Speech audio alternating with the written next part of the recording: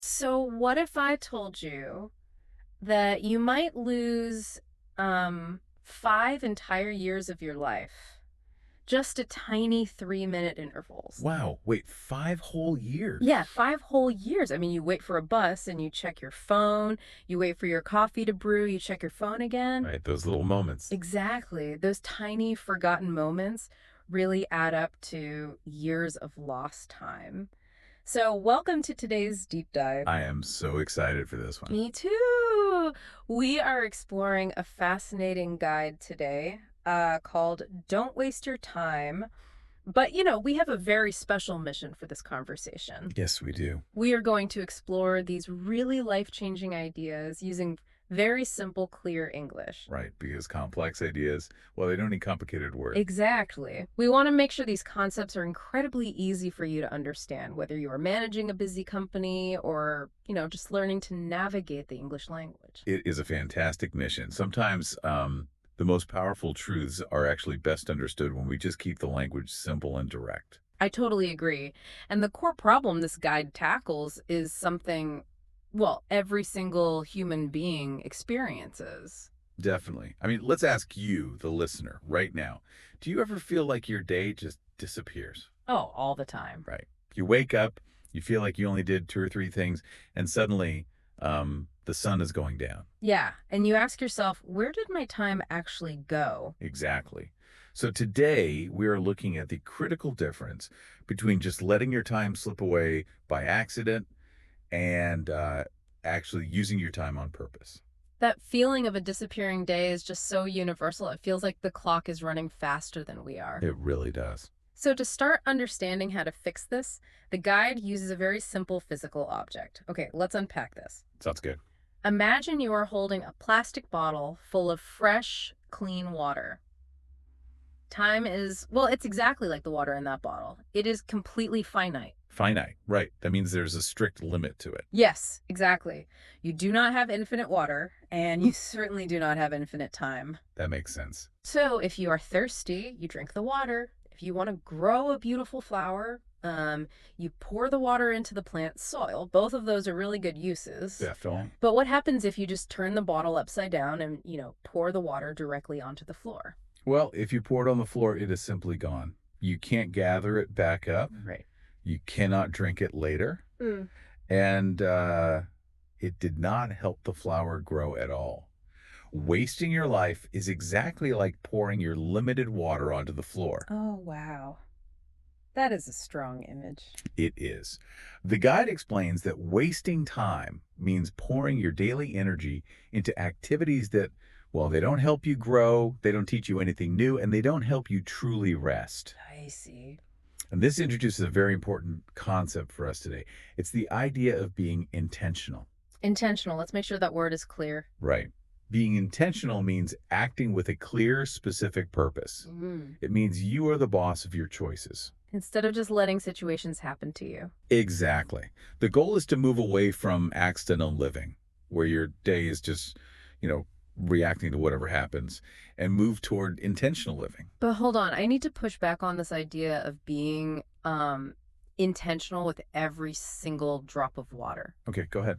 If I have to be intentional all day, does that mean every single minute has to be serious and productive? Oh, I see where you're going. Yeah, because if intentional living means I can never just watch a silly movie or laugh at a joke with my friends or sit on the grass and do nothing, That sounds exhausting. it does. That sounds like a very miserable way to live. Well, that is a very common worry, actually. But the guide is very clear that intentional living does not mean working like a robot. Oh, thank goodness. Right. Fun is absolutely necessary.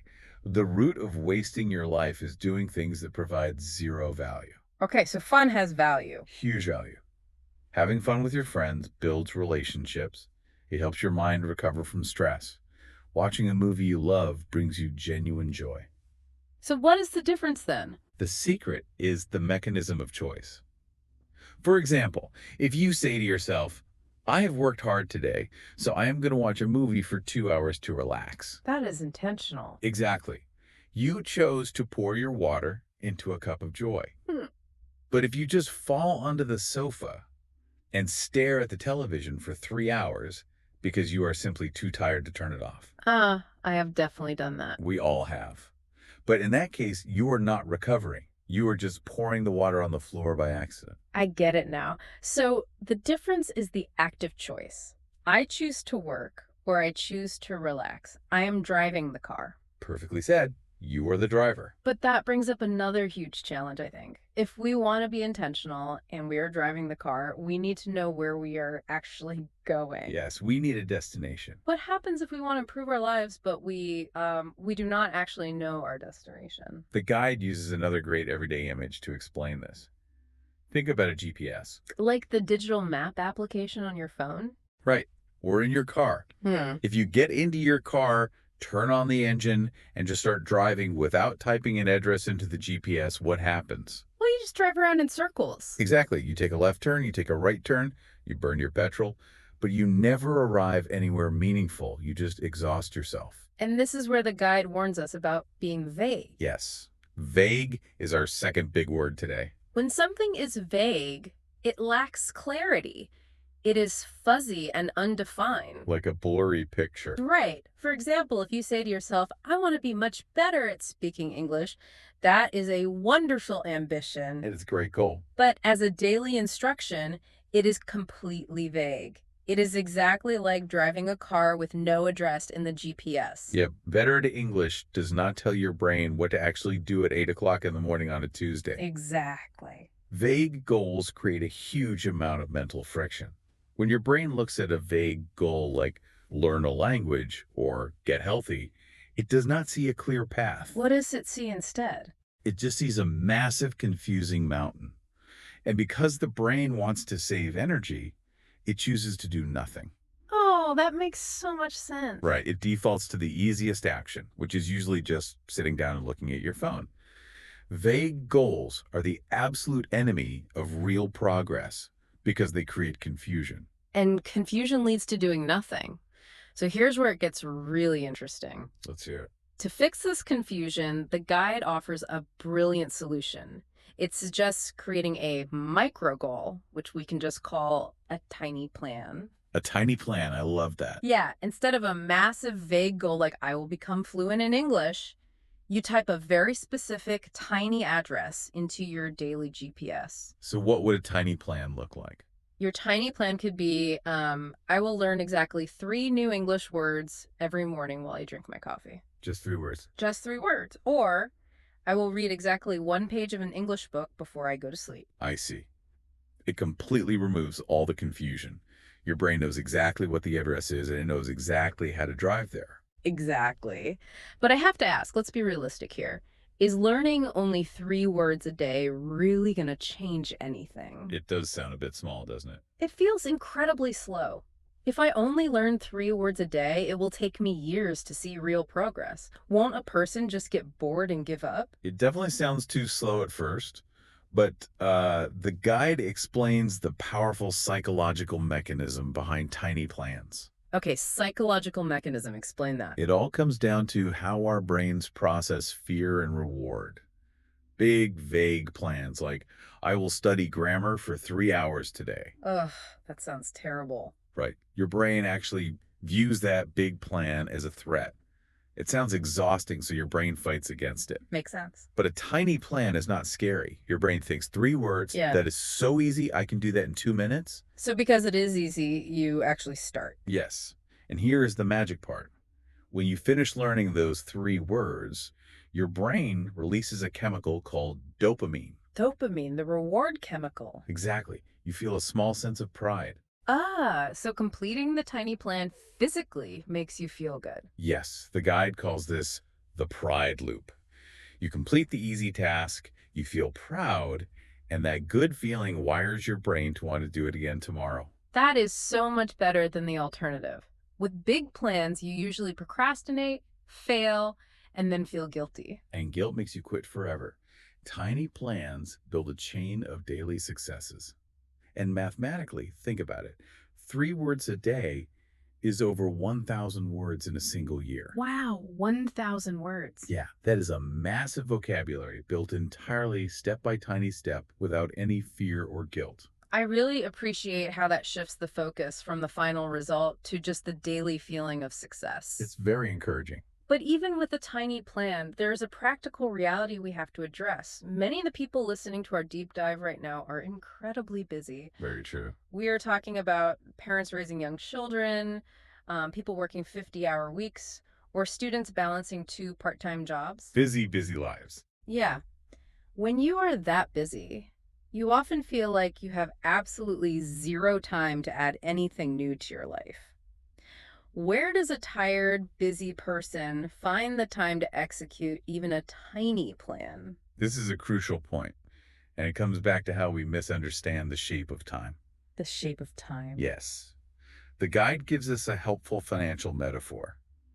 Imagine that time is like money, Okay, time is money. a big solid block of free time, like 2 completely free quiet hours, is like a very large, rare banknote. Like a $100 bill. Exactly. It is extremely valuable, but for a busy parent or worker, it is very hard to find. You might only get a large banknote once a month. And if you wait for a big banknote to start learning, you will never start. That is the trap, right? We say, I will start studying when I finally get a free weekend. But the free weekend never actually comes. Precisely. So the guide tells us to look for pocket time. Pocket time, like the pockets in your pants. Right. Pocket time is like the small coins hiding in the bottom of your pocket. Mm-hmm. You might find a 5-minute coin while you're waiting for the bus to arrive. Oh, I see. You might find a 3-minute coin while you are standing in a slow line at the grocery store. Mm-hmm. Or you might have a 7-minute coin sitting in your car before you walk into your office. So these are small, hidden fragments of time scattered throughout your day. Exactly. Well, if pocket time is like coins, then I think our modern smartphones act like a giant hole in our pocket. Oh, that is very true. Think about it. When we are standing in that line at the grocery store and we have a 3-minute coin, what do we instinctively do? We reach for our phones. Right. We do not look at our tiny plan. We pull out our phones, open a social media app, and just drop that time coin right through the hole and into the trash. That is a brilliant way to visualize it. Mm-hmm. And the guide refers to those distracting apps as time thieves. Time thieves. Yes, a thief is someone who secretly steals your valuable property. Time thieves steal your focus, and they steal those small, precious coins of time. And it happens so fast you don't even notice. The danger of a time thief is the illusion of rest. You think scrolling through short videos is relaxing, but it actually gives you nothing back. It does not teach you anything. No, and it does not rest your mind. And worse, it leaves you feeling scattered. The guide talks about the danger of being distracted. That's our third big word today. Distracted, right. When you are distracted, your attention is jumping rapidly from one thing to another. You look at an email, then a video, then a news article. There's a heavy cognitive cost to being distracted. Every time your attention jumps, your brain uses energy to adjust to the new information. It burns fuel. Exactly. Yeah. If you do this during all your pocket time, you drain your mental energy very quickly. You reach the end of the day feeling completely exhausted. But you have not actually accomplished anything meaningful. Time thieves love a distracted mind. They really do. So if the phone is a hole in our pocket and the apps are thieves, how do we protect our coins? How do we stop being so distracted? We have to build what the guide calls a focus lock. A focus lock. Yes. Just as you lock the front door of your physical house to keep out real thieves, you must lock your focus to protect your time. How do we do that? The guide suggests very clear, actionable rules for this. The primary rule is environmental. When it is time to do your tiny plan, put your phone in a completely different room. Well, I have to challenge that rule a little bit. Oh, why is that? Putting the phone in another room sounds great in theory, maybe for a monk on a mountain. Sure. But in reality, my phone is my alarm clock, it has my work emails, and most importantly, it is how my family reaches me in an emergency. I cannot just banish my phone to the kitchen for an hour. That is a very fair criticism. Mhm. The other room rule is the ideal, but the practical application of a focus lock is really about adding friction. Friction, making it harder to use. Exactly. If you cannot remove the phone, you must change how the phone behaves. Yeah. You must turn off all non-essential Oh, notifications. absolutely. Your phone should never flash a light or make a sound just because a stranger posted a new photo online. You can use do not disturb modes that only allow calls from your family to come through. Uses that mode all the time. It's great, right? Huh. The goal of the focus lock is simply to make the bad habit slightly harder to do and the good habit slightly easier. That makes more sense. I am locking the door against the noise, not against my life. Exactly. And the guide also mentions a reward system, which I think is a much healthier way to look at our phones. Social media is not evil. Entertainment is not evil. No, not at all. But they should be a reward, not a default state. The lock is a simple deal you make with yourself. I will check my favorite app, but only after I finish reading my one page of English. First, you earn your time coin. Yes, first I earn it, then I spend it intentionally on some fun. Exactly. You are back in the driver's seat. But, this raises a very important question. Well, Let us say you follow all of this advice. You are being perfectly intentional. You have your tiny plans. You are fiercely guarding your time coins and fighting off time thieves. okay, doing great so far. If we do this all day, every day, won't we eventually burn out? Human beings are biological creatures. We get tired. Yes. The idea of constantly managing every 3-minute coin sounds like it requires a massive amount of mental discipline. We cannot operate at maximum efficiency from sunrise to sunset. The author of the guide understands this biological limit perfectly. To explain how we manage this, they move past the water bottle and the coins, and they use a modern technical metaphor. I love these metaphors. What is it? Think about your mind not just as a battery, but as the processor of a computer. Okay, a computer processor. When you open a web browser on a computer and you open 50 different tabs at the same time, what happens to the computer? Oh, the computer gets incredibly slow. Right. The cooling fans start spinning loudly, the mouse cursor freezes, and eventually the whole system might just crash. Yes. The computer is using all of its temporary memory, its RAM, just to keep those 50 tabs open in the background. And the human brain works the same way. The exact same way. Every decision you make, every time thief you fight off, and every task you focus on opens another mental tab. So by the late afternoon, By the late afternoon, your brain's processor is overloaded. Your mental battery is at 1%.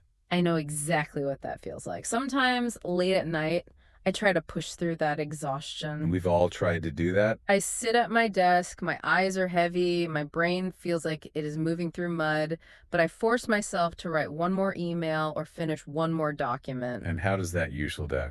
The result is always terrible. A simple task that should take me 20 minutes ends up taking me 2 painful hours. And you probably make mistakes. Always. I usually have to fix my mistakes the next morning anyway. Because you are trying to run a heavy program on a computer with a 1% battery and 50 open tabs, the system cannot handle it. It really can't. And this is why the guide completely reframes how we view rest. Rest is not a luxury, and it is certainly not a waste of time. What is it then? Rest is the required process of closing the mental tabs and recharging the battery. This introduces a very powerful concept for our deep dive today. Our final big word. The guide tells us we need to view rest as an action where we invest our time. Invest. That is a great word to understand. When you invest money, you put a little bit away right now, expecting it to grow into a much larger reward in the future. Precisely. To invest means you are sacrificing something small today for something much better tomorrow. Like sleeping. Yes. When you choose to close your laptop and sleep for 8 hours, you are not doing nothing. You are actively investing. I really like that. You are giving up a few hours of the night to guarantee that your brain's processor is fast, clear, and ready at 8 o'clock the next morning. Because if you rest intentionally, that difficult 2-hour task from the night before will only take you 20 minutes. Exactly, and the quality will be excellent. I really love how that removes the guilt from resting. If I take a nap or if I take a quiet walk without my phone, I am not being lazy. Not at all. I am doing the necessary maintenance on my mental machine. I am investing in my own future energy. And that is the ultimate secret of the guide. People who seem to have endless time and energy are not working constantly. They're not. No, they are just highly protective of their energy. They work intensely for short periods, and then they rest deeply and intentionally. They do not let their energy leak out through the hole in their pocket. That makes perfect sense. So, what does this all mean for us as we try to build a better daily routine? It's all about bringing these ideas together. Right. We have covered some truly transformative ideas today, and we have done it by keeping our language focused and clear. Let us review the journey we just took. That's good. We explored four key concepts that can change how we manage our days. First, we talked about being intentional. Which means acting with a clear purpose, choosing where to pour your limited water rather than letting it spill on the floor by accident. Second, we discussed the danger of being vague. A fuzzy goal is like a GPS with no address. We fix this by creating specific tiny plans that our brains are not afraid to start. Exactly. Just 3 words a day. Third, we looked at how easily we become distracted. We have to identify the time thieves that steal our small pocket time coins, and we have to build a focus lock to protect our attention. And finally, we learn to invest in rest. We must close our mental tabs and recharge our batteries so we have the energy to do it all again. If we connect all of these pieces to the bigger picture, the guide is teaching us a very healthy lesson about modern life. What's the main lesson? A productive, successful life is not about studying or working 24 hours a day. It is not about living in a constant state of stress. That sounds like a relief. It is. A truly good life is a deliberate, happy balance. It is a mix of 4 essential pillars: work, growth, fun, and rest. Work, growth, fun, and rest. You need all 4 of these pillars to be a healthy human being. The goal is simply to ensure you are engaging in all 4 of them intentionally, not accidentally. It sounds so simple when you break it down like that. As we finish our deep dive today, I want to leave you, our listener, with a final thought to mull over as you step back into your busy day. A little homework. Just a little bit. Think of your daily time as a physical space. Imagine your time is like the living room in your house. Okay, a living room. In your living room, there are several chairs. Some chairs are massive, comfortable armchairs taking up a lot of space. Some are just small wooden stools in the corner. So what are the chairs? The chairs are your activities. Ask yourself, what activities are you allowing to sit in the biggest chairs in your room right now? That is a great question. Is a vague sense of worrying sitting in a big chair? Yeah. Is mindless scrolling on a phone taking up the most comfortable seat? It probably shouldn't be. Take a hard look at what is sitting in your living room and ask yourself a simple question. Are these activities actually paying you rent? Oh, paying rent in happiness or growth. Yes. Are they paying you back in happiness, in personal growth, or in real restorative rest? If they are not paying rent, well, maybe it is time to ask them to leave your house. Kick them out. Kick them out and give that big chair to something that actually matters. That is a brilliant image to end our conversation on. Guard the space in your living room intentionally. Do not let uninvited guests take up your valuable space. Exactly. We hope you enjoyed exploring these ideas with us in simple, clear English today, and we hope these concepts help you design a day that you truly love. Thank you so much for joining us and spending your valuable time coins with us. Making the choice to listen and learn today was a wonderful, tiny plan, and you should feel really proud of completing it. Stay intentional, protect your focus, and go enjoy a wonderfully productive day. Goodbye.